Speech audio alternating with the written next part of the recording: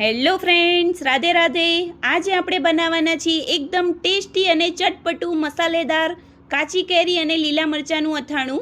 આ અથાણું આપણે રોટલી, થેપલા કે ખીચડી સાથે ખાવાથી ખૂબ મજા પડી જાય એવું અથાણું તૈયાર કરીશું. તો ચલો રેસીપી સ્ટાર્ટ કરીએ. સૌપ્રથમ એક પેન લઈ લઈએ. પેનની અંદર થોડા મસાલા એડ કરી લઈએ. 3 થી 4 ચમચી જેવા આખા દાણા, 2 ચમચી જેવી સૂકી મેથી, 1 ચમચી જીરું, 2 ચમચી વરિયાળી અને 1 ચમચી કાળા મરી લઈ લઈશું આખા. હવે બધા મસાલાને સરસ રીતે મિક્સ કરી લઈએ અને 2 થી 3 મિનિટ માટે આપણે શેકાવા દઈશું. મસાલામાંથી સ્મેલ આવી જાય શેકાવાની, ત્યાં સુધી આપણે એને શેકાવા દઈએ 2 થી 3 મિનિટ માટે. હવે આપણા જે મસાલા છે પ્રોપર શેકાઈ ગયા છે અને સ્મેલ પણ આવી ગઈ છે મસાલા શેકાવાની. હવે આ બધા મસાલાને આપણે એક પ્લેટમાં કાઢી લઈએ અને થોડી વાર માટે મસાલાને ઠંડુ થવા દઈશું. ત્યાં સુધી આપણે એક કઢાઈ લઈ લઈએ. કઢાઈની અંદર 2 થી 2.5 વાટકી જેવું આપણે તેલ એડ કરીશું. તેલને થોડી વાર માટે ગરમ થવા દઈએ. હવે આપણું જે તેલ છે ગરમ થઈ ગયું છે.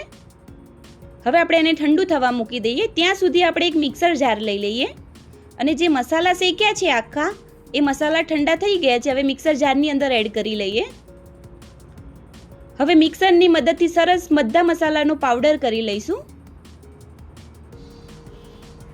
આવી રીતે બધા મસાલાનો પાવડર કરી લીધો છે અને પાવડરને અધકચરો જ રાખવાનો છે, પ્રોપર ઝીણો નથી પીસવાનું. હવે મેં 500 ગ્રામ જેવી રાજાપુરી કેરી લીધી છે અને 4 થી 5 નંગ જેવા લીલા મરચાં લીધા છે અને ધોઈને લૂછીને થોડી વાર માટે તાપમાં મૂકી દીધું હતું, જેથી એનું પાણીનું પ્રમાણ નીકળી જાય. હવે મેં જે કેરી અને મરચાં હતા એના નાની સાઈઝમાં ટુકડા કરી લીધા છે આવી રીતે. હવે આપણે એક ચોપર લઈ લઈએ. ચોપરની અંદર જે આપણે કેરીના ટુકડા કર્યા છે એ એડ કરી લઈએ.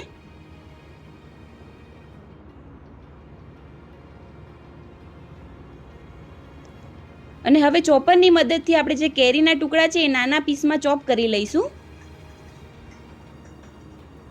જો તમે આવી રીતે ચોપ ના કરવા હોય તો નાની સાઈઝમાં તમે ટુકડા પણ કરી શકો છો ચપ્પુની મદદથી. આવી રીતે મેં કેરીના જે ટુકડા હતા એને ચોપ કરી લીધા છે. આવી રીતે આપણે બધા કેરીના ટુકડાને ચોપ કરી લઈશું. હવે એક બાઉલ લઈ લઈએ. બાઉલની અંદર જે ચોપ કરેલા કેરીના ટુકડા છે એને એડ કરી લઈએ.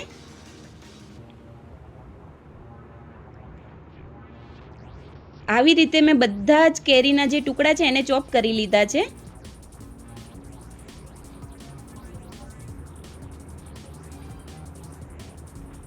અને હવે આપણે જે લીલા મરચાં લીધા હતા એને ચોપ કરીને એડ કરી લઈએ.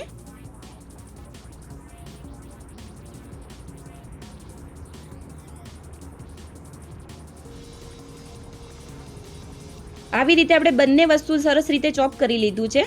હવે જે આપણે આખા મસાલાનો પાવડર રેડી કર્યો તો એ એડ કરી લઈશું. 2 ચમચી રઈના કુરિયા, 1 ચમચી કાશ્મીરી લાલ મરચું, અડધી ચમચી હળદર. હવે 1 ચમચી હિંગ એડ કરી લઈશું અને 2 ચમચી અથાણાનો મસાલો એડ કર્યો છે. 1 ચમચી કલોંજી એડ કરીએ, જેથી ફ્લેવર ખૂબ જ સરસ આવશે અથાણાનો. હવે સરસ રીતે બધું વસ્તુ, બધા મસાલા કેરી અને મરચાંમાં મિક્સ કરી લઈશું.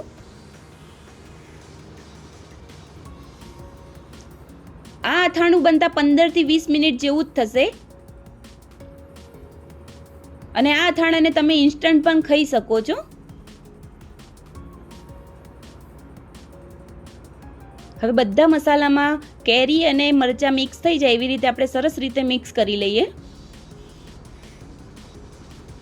હવે જે આપણા બધા મસાલા છે પ્રોપર રીતે મિક્સ થઈ ગયા છે. હવે એની અંદર જે આપણે ગરમ કરેલું તેલ હતું એ ઠંડુ થઈ ગયું છે.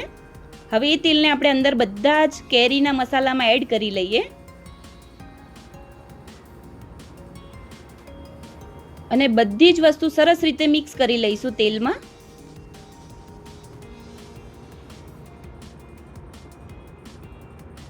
આ અથાણું 2 થી 3 દિવસ પછી ખાવામાં ખૂબ જ ટેસ્ટી લાગશે.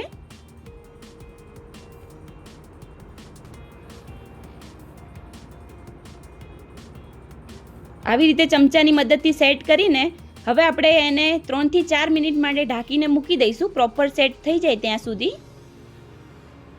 હવે આપણે ચેક કરી લઈએ તો પ્રોપર તેલ પણ આવી ગયું છે અને સરસ રીતે બધા મસાલા ભળી ગયા છે.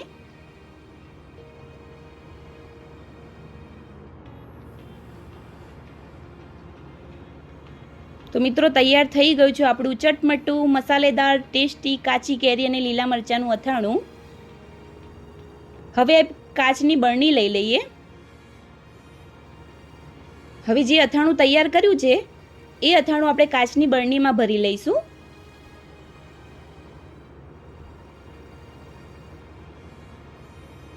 આપણે અથાણું ભરવા માટે આપણે કાચની જ વસ્તુ ઉપયોગ કરીશું, જેથી આપણું અથાણું જે છે એ બગડી ના જાય.